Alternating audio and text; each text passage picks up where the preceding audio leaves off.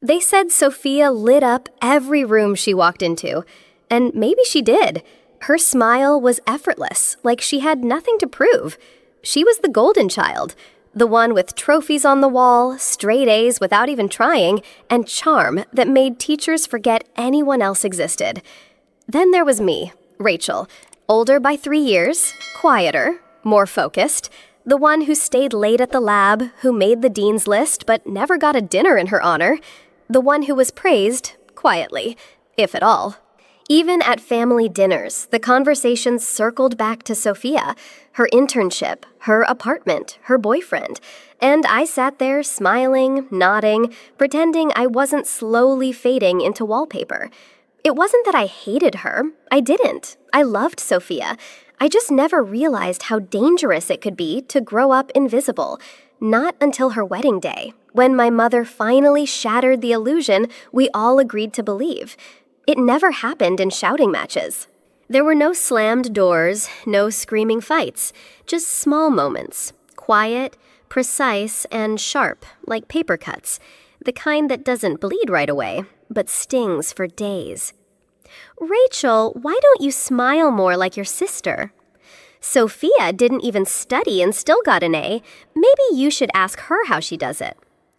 At Sophia's Sweet 16, there was a DJ, a chocolate fountain, and 70 guests.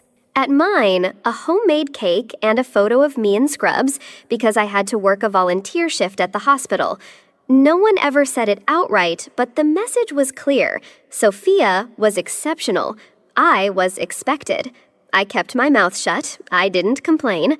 I tried to be the good sister, the one who claps the loudest, who stays late to clean up the party she wasn't really celebrated in, who forgives before anyone apologizes. But silence is its own kind of war. And I was losing quietly, completely, and with a smile on my face. We still had brunch together, we still exchanged birthday gifts every year, candles, perfumes, silk scarves. I always picked them carefully. She'd laugh, hug me tight, say, "You know me so well, Ratch." And I did. Or I thought I did. I helped her plan her wedding, designed seating charts, chose linen colors. I even wrote out ideas for her vows. "You're the only one who gets my style," she said once. "I don't know what I'd do without you." Those moments, they felt real. And maybe in her own twisted way, she believed them too. But behind that perfect smile, she was planting something else entirely. Not gratitude, not love. Seeds of betrayal. While I was writing speeches, she was writing lies. While I wrapped her birthday gifts, she was unwrapping pieces of my life and setting them on fire. I thought I was building a bond, but I was only handing her the blueprint to break me. I should have been celebrating. I had the highest patient satisfaction ratings in the department. I'd pulled 3 double shifts in the ICU during flu season. I was told I was the top candidate for lead attending neurologist. But then, silence. No call, no congratulations, just a vague email. After careful consideration, we've decided to go in a different direction. I called HR. They said the board had received an anonymous concern. About what? They wouldn't say. Just that there were ethical questions about my conduct. Nothing official, nothing documented, just enough smoke to kill the fire. My hands didn't shake in surgery, but they did when I packed up the leadership binder I had already started filling out. I told myself it was bad luck, that hospitals were political, that people got passed over all the time. What I didn't know was that someone had already lit the match and dropped it quietly behind me. He didn't even cry. Nathan sat across from me at our favorite coffee shop, hands folded, voice steady. "I don't know how to explain it, Rach. I just don't feel right about us anymore." We'd been engaged for 10 months. We had a venue booked, rings engraved, my dress halfway done. I asked him why. He looked away, shrugged. "It's not you. You're amazing. Maybe too amazing. I've had doubts for a while." Doubts? He never said a word. Not when we picked out flowers. Not when we planned our honeymoon. I walked home in a daze. Numb. Confused. trying to piece together a puzzle with no corners. And then Sophia showed up at my apartment with ice cream and wine. "Honestly, I've always thought he wasn't right for you," she said. "You're so focused. He always looked like he needed someone softer." She stayed the night watching reality shows with me, let me cry on her shoulder, and I thought, this is what sisters are for. I didn't know, of course. That while she handed me tissues, she was the one who gave him the reasons to leave. It started with a puddle, a small shimmer of water near the kitchen wall. I thought maybe I left the faucet dripping, but by morning, the entire living room was underwater. Photo albums ruined, medical textbooks warped, my computer fried. The plumber said it was strange. The pipes under your floor, they were tampered with, not wear and tear. Someone got under there. Who would do that? Why? I moved out for repairs, spent a few nights at Grandma Martha's, then crashed on a coworker's couch. And then, like clockwork, Sophia called. "You shouldn't be sleeping on someone's couch," she said. "Just stay with me. I've got the extra room and you need stability right now." I almost said yes, but something tiny and uneasy held me back. She sounded too ready, like she'd been waiting for the flood. 2 weeks later, while helping Margaret look through Sophia's emails, we found a receipt dated the exact day of the flood, a plumbing consultation billed to Sophia's downtown address. Except the work wasn't done there. It was done here, in my home. The house was quiet, except for the hum of the sewing machine. Sophia was trying on her wedding dress for the final fitting, layers of satin and lace spilling across the room like a royal curtain. I was there to help pinning the hem as our mom fluttered between steaming the veil and checking her phone for RSVP updates. I excused myself to grab safety pins from the bathroom, and that's when I heard it. Sophia's voice, low, urgent, leaking through the cracked bathroom door. "She'll be there, but she won't be a problem. Mom's on board with everything. Yes, even that part." I froze. The pins in my hand clinked against the sink. "She'll be there, but she won't be a problem." Who was she talking about? And what part? And why did my stomach twist? Like it already knew I stood there for a moment too long. Then Sophia opened the door, face calm, smile fixed. "Hey, everything okay?" she said, brushing past me like nothing had happened. "The dress is feeling a little tight in the back. Can you help?" I nodded, but I didn't breathe right for the rest of the afternoon. That sentence, just 10 words, would echo for weeks in my mind. And only later would I understand what that part truly meant. It was supposed to be a celebration. Sophia's engagement party, catered, candlelit, complete with a violinist and monogrammed macarons. I wore a plum satin dress I hadn't touched in months, still tied around the ribs like it remembered the woman I used to be. I smiled, posed for pictures, laughed on cue. I was doing okay until I turned around and saw him, Nathan. He stood near the bar in a gray suit, sipping champagne like he belonged there. My heart slammed against my ribs. I hadn't seen him since the breakup. Not in person. Not since he handed back the ring and said he needed space to think. And now, here he was at my sister's engagement party, laughing, smiling, toasting with her friends. I pulled Sophia aside. "You invited Nathan?" She blinked, then smiled. "Oh, he just popped by. I texted him last minute, figured you guys were on okay terms." Okay terms? The cut was still raw, and she twisted it like it was a favor. "You're so mature," she added. "Most people would have made a scene." I didn't make a scene. I just walked outside and sat on the curb, hands shaking. And while everyone inside clinked glasses and danced under string lights, I looked up at the night sky and asked myself a question I hadn't dared to until now. Was any of it real? The ballroom was glowing, gold chandeliers, white roses, hundreds of polished shoes moving in rhythm. Sophia and James stood under a shimmering arch, smiling like royalty. I stood at the edge of the room, quiet, holding my glass of champagne, pretending the night didn't ache. Then, Mom stood up, Eleanor Harris. Never dramatic, never loud, always composed. She tapped her fork against her glass. Clink, clink, the room hushed. "Before dessert, I'd like to say a few words," she said. People turned, expecting the usual. "To Sophia," Mom began, "the daughter I've always been proud of." I smiled despite myself. Of course, always Sophia. But then, "And to Rachel," she continued, "the daughter I've come to apologize to." The air shifted, a ripple of discomfort. "You see," she said, voice trembling but firm, "I found out that Sophia has spent the last 3 years sabotaging her sister." Gasps, forks hit plates.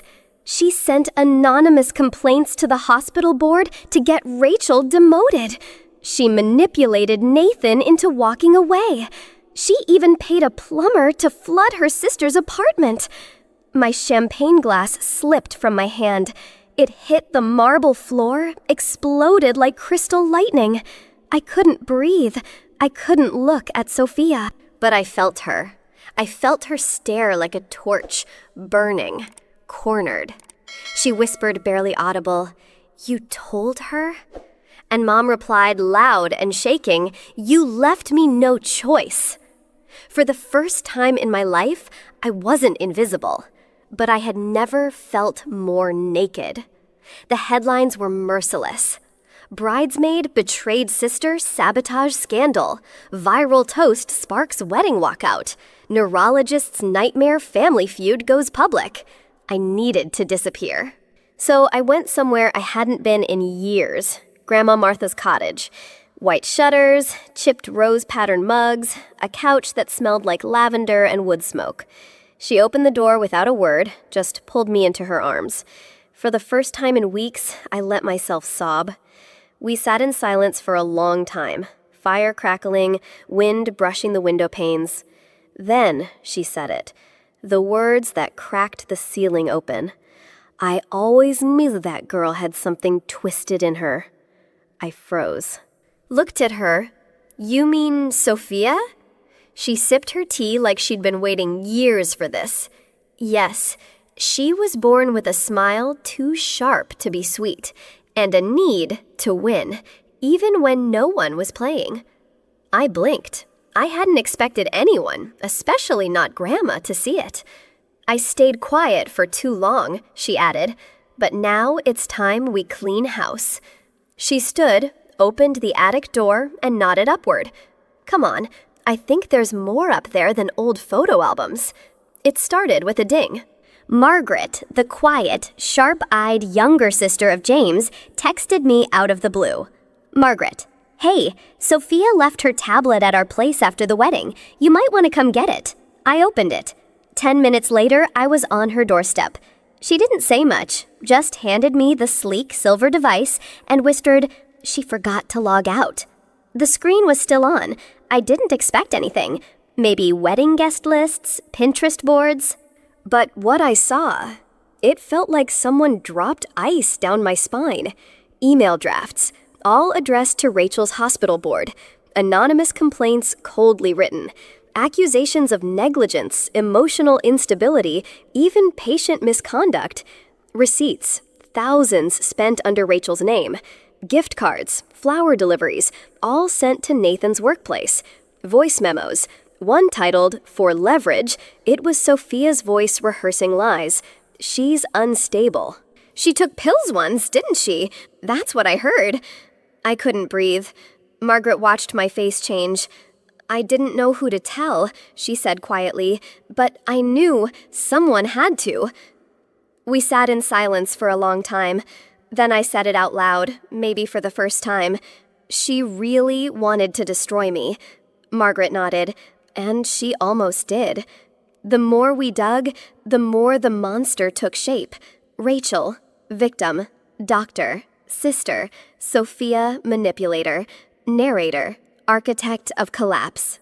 In one folder from the tablet labeled Backups were screenshots of chats between Sophia and, of all people, Nathan. Not just recent texts, months of messages. Flirtatious, strategic, carefully timed.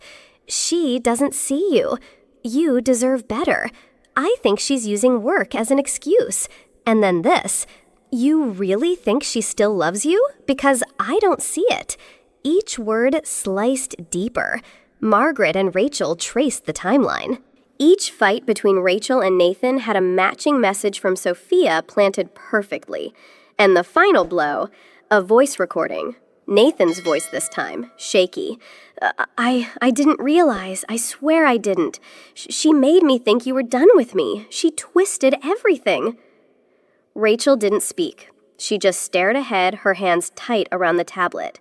Sophia hadn't just tried to ruin her. She'd orchestrated a betrayal so intimate, it blurred the line between heartbreak and sabotage. And that was only the beginning. Some truths come slow. Others arrive like a thunderclap at midnight. It was supposed to be a quiet dinner, just me and Dad. We hadn't really spoken since the wedding. He poured the wine with shaking hands. I should have told you a long time ago. I didn't breathe. Sophia's not my daughter. Silence. He looked away, shame settling in his wrinkles.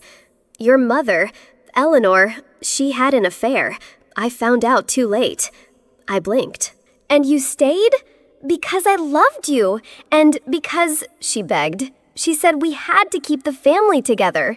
My pulse thudded. Is that why you always defended Sophia? He looked broken. Yes, she was never mine, but I felt responsible. But Eleanor, she overcompensated. She spoiled her, covered for her, lied for her. It all made sense. The praise, the parties, the money, the way Mom clapped louder for Sophia, the way Dad stayed quiet when things were unfair. You didn't deserve any of it, he said, voice cracking. But I couldn't stop it. It was just another evening at Grandma Martha's. The old floor creaked, the fireplace crackled, and her knitting needles clicked like always. Until she said, "This isn't the first time this family has had a Sophia." I looked up. What do you mean? She paused, then reached for the drawer in her side table, a faded black and white photo, 2 girls. One smiling with her eyes, the other cold. That's your mom, she said, and that's her sister, my first daughter, your Aunt Lila. I'd never heard that name. Eleanor lied about her, told everyone she moved away, but that's not true. And then she said it. Your mother destroyed her. Suddenly I couldn't breathe. Lila got a scholarship to Oxford. Eleanor couldn't take it. She stole her letters, faked her grades, and told our father Lila was sleeping with professors. He disowned her, and Lila left, for good. I stared at the photo. 2 sisters, one buried, the other crowned queen. Rachel, Grandma Martha said quietly, Sophia is just Eleanor with a new face. And you're the Lila of this generation. This wasn't about revenge anymore. It was about freedom. Rachel sat in the attic with Victoria and Margaret, surrounded by printouts, emails, screenshots, voice memos, a war room of truths. She didn't just come for me, Rachel said. She's been controlling James, manipulating Dad, lying to Grandma. We're not just exposing her, we're freeing everyone she's tangled in her web. Victoria, always elegant, nodded once. Christmas Eve, she said. The whole family will be there. Margaret tapped the tablet. We need sequence, order, impact. Rachel laid out the plan like a surgeon before the first cut.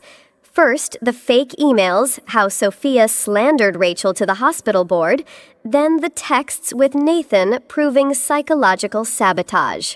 Then the forged invoices, the stolen family fund. But most importantly, James, Rachel whispered. He deserves to know the truth. Not at the end, from the start. Her voice broke slightly. He didn't marry a wife. He married a story Sophia wrote. It's time to end the script. The room fell silent. This wasn't personal anymore. This was generational. The Christmas tree sparkled. The champagne flowed. Laughter floated between chandeliers. But at the far end of the room, a white projection screen stood silent, blank, waiting. Victoria raised her glass. "Before we open gifts," she said, "Rachel and I have prepared something meaningful." Rachel stepped forward, laptop in hand. No shaking hands, no nervous smile, just purpose. She plugged in the HDMI cord. The lights dimmed, the screen came alive. Slide 1. An email to the hospital board. Dr. Rachel might be experiencing burnout. "She's missed details in patient files." Gasps. Some turned to look at Rachel. She didn't flinch. Slide 2A, a text thread. Nathan and Sophia. Sophia, "She's suffocating him. I see it." Nathan, "You're the only one who gets me." Rachel swallowed hard but clicked next. Slide 3, a video recording. Sophia laughing. "She still thinks the flood was random. Honestly, I should have won an Oscar." Silence, broken only by a glass hitting the floor. Slide 4, bank withdrawals.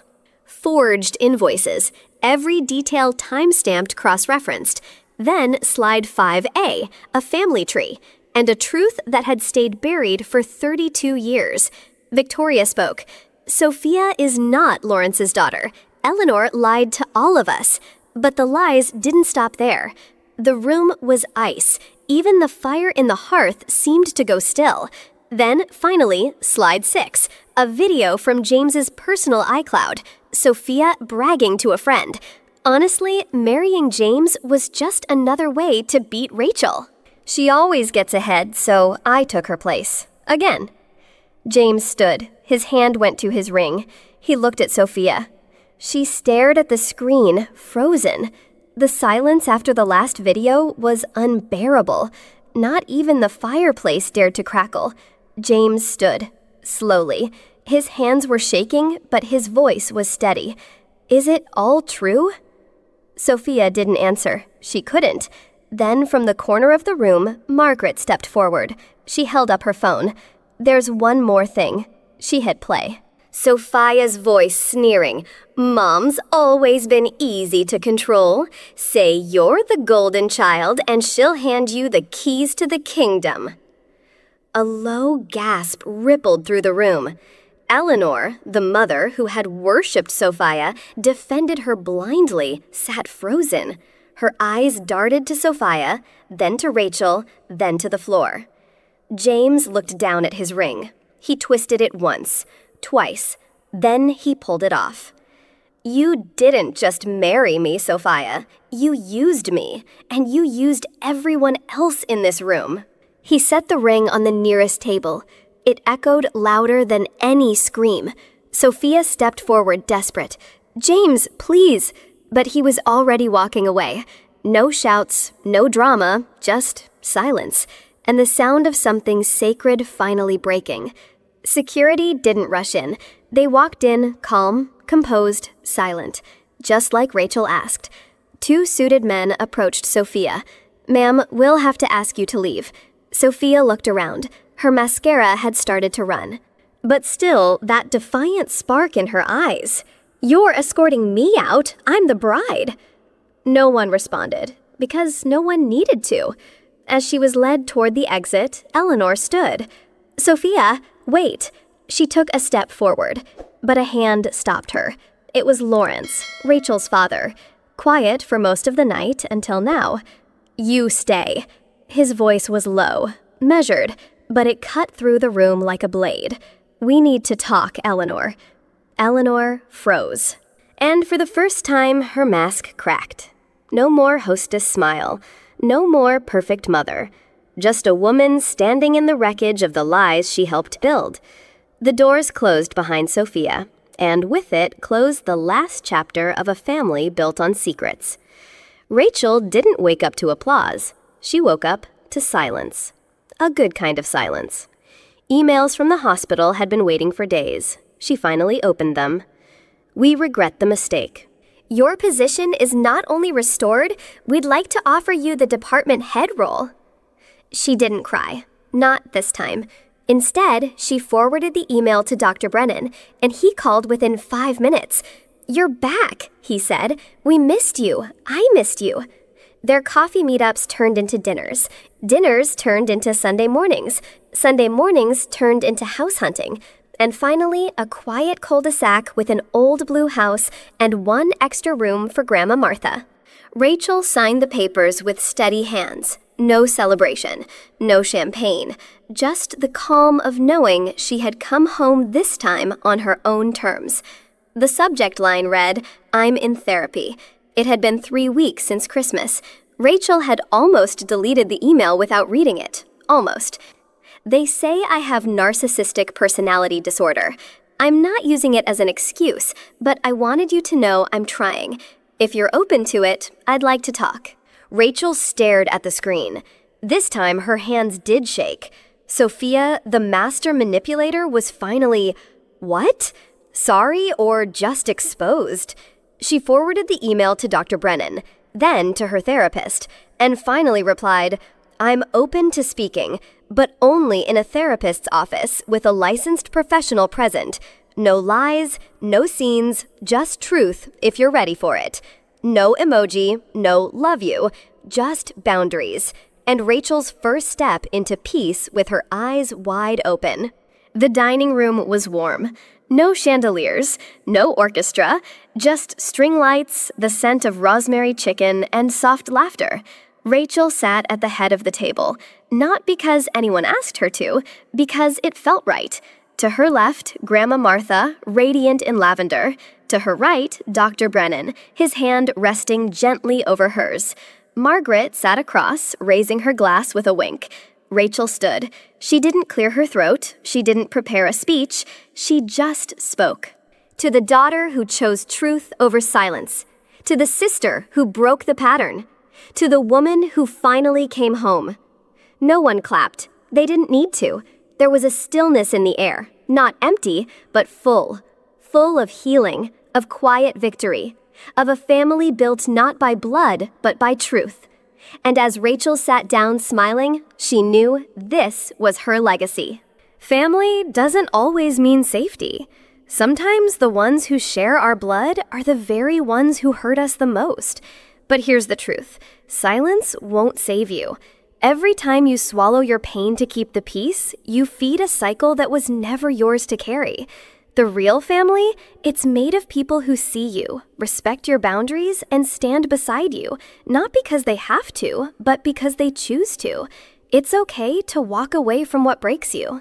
It's okay to stop explaining yourself. It's okay to choose truth over loyalty to a lie. Because healing doesn't begin when others change. It begins when you decide you're worth protecting. If Rachel's journey moved you, if you've ever felt unseen, unprotected, or silenced within your own family, hit that subscribe button and join a community that tells the stories no one else dares to. Drop a comment below and say, "I choose truth." Or share your own story, because someone out there might need to hear that they're not alone. Thank you for watching. We can't choose where we come from, but we can choose what kind of future we build.